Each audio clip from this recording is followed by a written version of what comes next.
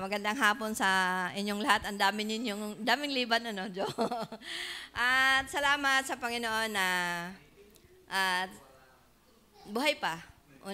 Lalo na yung maranasan mong ikay may naramdaman. Parang hindi mo na-appreciate yung maghapon, yung masaya ng hapon. Tunay na masaya ang nasa Panginoon. Tunay na siya lang talaga ang kabuuhan ng ating buhay hanggat tayo'y nagtitiwala sa Kanya. At tayo'y patuloy na nanampalataya na siya ang tunay nating Diyos. At tayo'y lalapit sa Kanya hindi lang sa araw-araw, kundi kung maaari lang sa bawat oras ay talagang ang ating buhay ina sa Panginoon. Ang sarap kasi ng pakiramdam na kasama mo ang Panginoon talaga sa iyong maghapon. Kaysa tunay na sa katulad ko na busy, hindi man ako naging mayor pa, busy lang talaga ako. busy sa sariling tahanan. Ang gawa hindi na uubos ay umaraw-araw na nang gumawa, doon ako tumanda. Gawa pa rin ang gawa at ako lang ay nagpapasalamat sa Panginoon yung lakas na lagi ko talagang hinihiling sa Kanya na sana ibigay niya sa akin.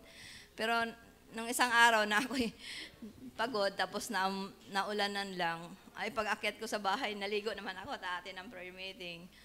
Ay nakabihis na parang hindi ko maitayo ang aking katawan. Parang pagod talaga akong sobrang sasakit ng aking katawan. Kaya ako naliban talaga sa prayer meeting kasi sobrang sakit ng aking ulo.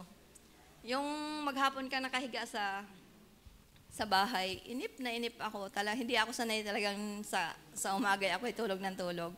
Ako'y inip na inip. Kahit ako'y masakit ang aking katawan, aking ulo, ako'y nababa talaga at ako'y nagpapapawis. At hindi maaari talagang parang ako'y doon matuluyan.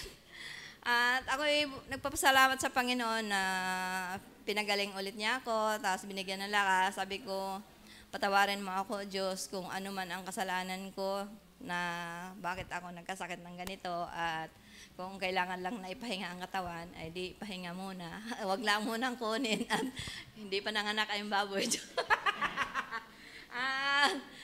Ang Panginoon ang bahala sa lahat. Sa Kanya ko naman talaga ang lahat ng mga bagay bago ako bumangon sa umaga. Siya nang kausap ko, nagbabasa ako ng Bible. Hindi man ako lagi nakapag-debosyo o hugot. Pero yung ibang hugot yon tatay ko niya ang sinasabi mo. Kami may hugot. may hugot sa meron, ikaw hindi nasali. Ay kami may laging bulay. Ay ako'y nagpapasalamat sa Panginoon kahit minsan talaga ay din. Pag hindi ko, may time talaga na parang hindi mo na ang bulay. Hindi ako nagbubulay. Ay pinabayaan ko muna. May darating naman ang oras na pag nagbabasa ka na, ganadong-ganado ka magbulay talaga. Doon, tuloy-tuloy ko yung binubulay. At ako nagpapasalamat sa Panginoon. Ramdam ko naman talaga na ako yung mahal din ng Panginoon. Dahil ang dami ko na ding prayers na tinugon niya.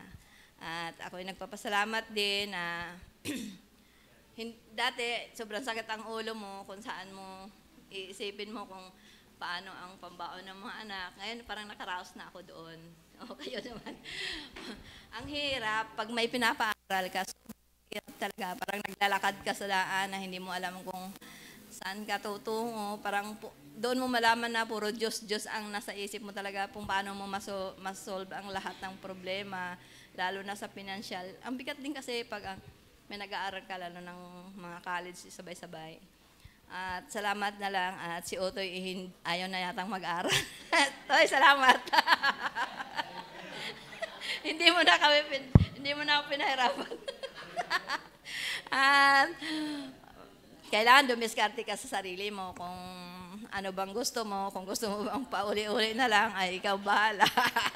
Ay, sabi ko, mag-aral ka at mahirap din naman yung walang at walang natapos. Habang wala pa ang Panginoon, hindi pa dumating ang Panginoon, gagawin mo na yung huwag naman yung kabulastugan. At tuloy lang tayo sa Panginoon talaga. Sa aking buhay talaga, puro Panginoon, Panginoon, Panginoon.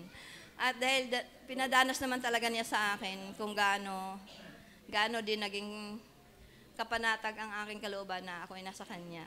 At salamat din na sana patuloy na bigyan ng blessing yung mga anak ko, simula sa panganay hanggang sa pinakabunso.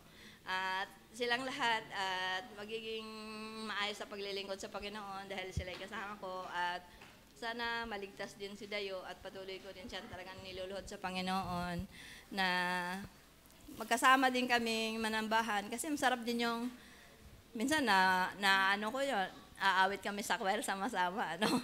At nangangarap kahit gising. At bahala ng Panginoon, siya naman ang hihipo ng mga puso ng tao. Kahit gaano man yun katigas, pag ang Panginoon na wala tayong magagawa. At salamat sa turo ni Kuya Ambit. Ang dami mo pa palang, ang dami pag sa aking sarili, yung sa tulip pa lang yun. Ang dami pa talagang kailangan pa natin kilalanin ang Panginoon ng napakalalim pa eh.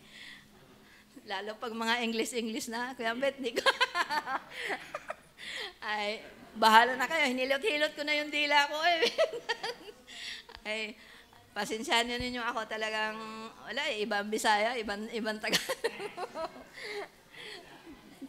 Pero ang Diyos naman ang yung mga meaning ng tulip, ang dami pa palang mga dapat talagang mga sanga-sangat, ugat-ugat noon. At salamat sa Panginoon na masaya ako, yung excited na maka-attend.